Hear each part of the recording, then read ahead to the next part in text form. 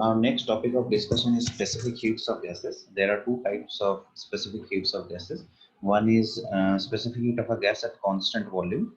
It is the amount of heat required to raise the temperature of a unit mass of a gas to 1 degree at constant volume, which means that if we have a unit mass of a gas and we want to raise the temperature of that gas to 1 degree by keeping its volume constant, then the amount of heat required to do so is equal to the specific heat of the gas at constant volume.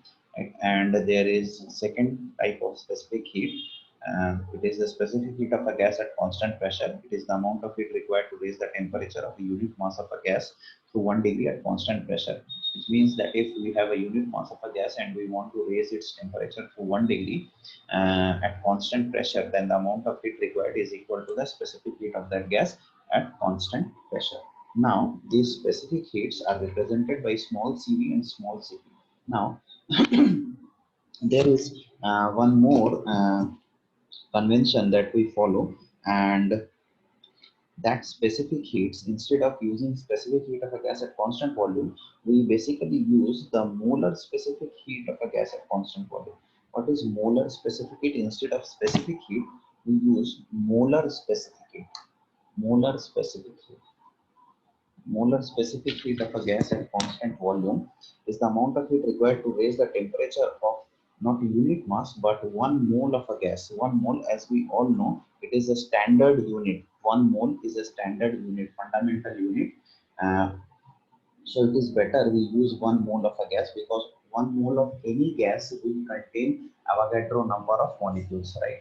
So 1 mole of any gas will contain Avogadro number of molecules. So it is better, instead of taking unit amount of a gas, to take the 1 mole of a gas, right?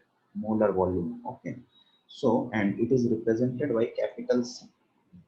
And for this molar specific heat of a gas at constant pressure, the amount of heat required to raise the temperature of not unit mass of gas but 1 mole of a gas,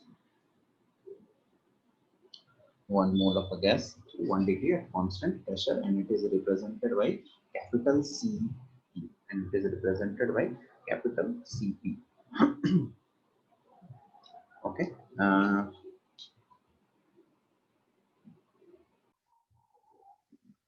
The next topic is the relation between the two specific heats of gases, which we have considered, the molar specific heats of gases.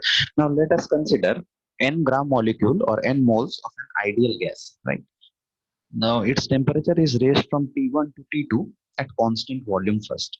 Then, the amount of heat required will be N, which is the mass, CV,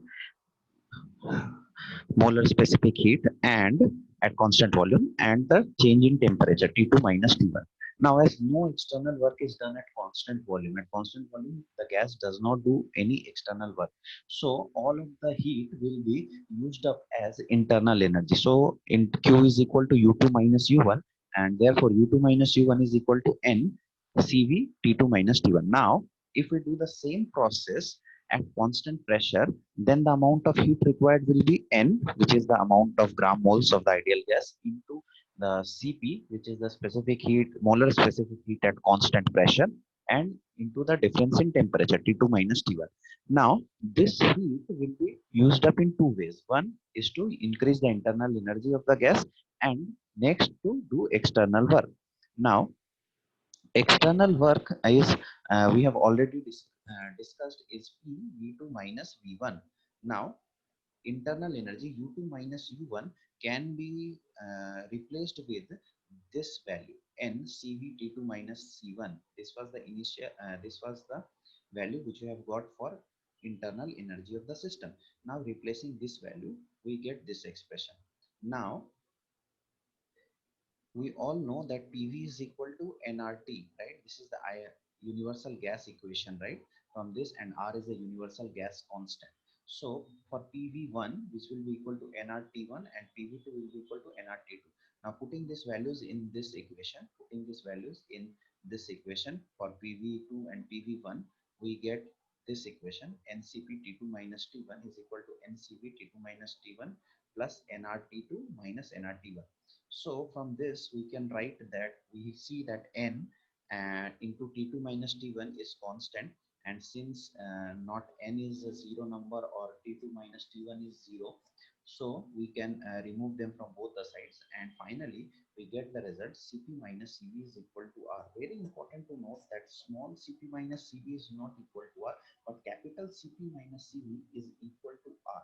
Capital Cp minus Cv means molar specific heat at constant pressure minus molar specific heat at constant volume is equal to R, and from this we can infer that Cp is always greater than Cv. Cp is always greater than Cv, which means you have to give extra energy, extra amount of heat at constant pressure to raise the temperature to 1 degree of any ideal gas, right? And please do remember, right? Please do remember these things, right? And ratio, one more important thing, that ratio of these two molar specific heat, that is cp by cv. Cp by cv is again one important parameter, and it is known as, represented by gamma. It is known as gamma, right? And it has different values for different gases, for diatomic values and for monoatomic and triatomic. It has different values. It is known as the ratio of cp-cv. Cp and Cv, it is known as the ratio of Cp and Cv, and is represented by gamma, and is represented by gamma. Okay, let me write those values for you. uh, for monoatomic gas, cv is equal to 3r by 2 and cp is equal to 5r by 2. For monoatomic gas, cp is equal to 5r by 2 and cv is equal to 3r by 2. Okay, so from here you can find out cp minus CV. So Cp by Cv, and Cp by Cv is 5 by 3. So gamma for monoatomic gas is 5 by 3. Gamma for monoatomic gas is 5 by 3, and it is equal to 1.67. For diatomic gas, monoatomic gas hydrogen, diatomic gas oxygen, diatomic gas, Cp is equal to 7r by 2. Now, from where these values are coming, that will be discussed later when we discuss degrees of freedom, okay, in kinetic energy of gases. And C is equal to 5r by 2. Okay. So, for this, gamma is equal to 7 by 5 means 1.4. Okay. And for triatomic gas, gamma is 1 point. For triatomic uh, gas, gamma is equal to 1.33. You have to remember these values. Most of the time these values may not be given in the question paper.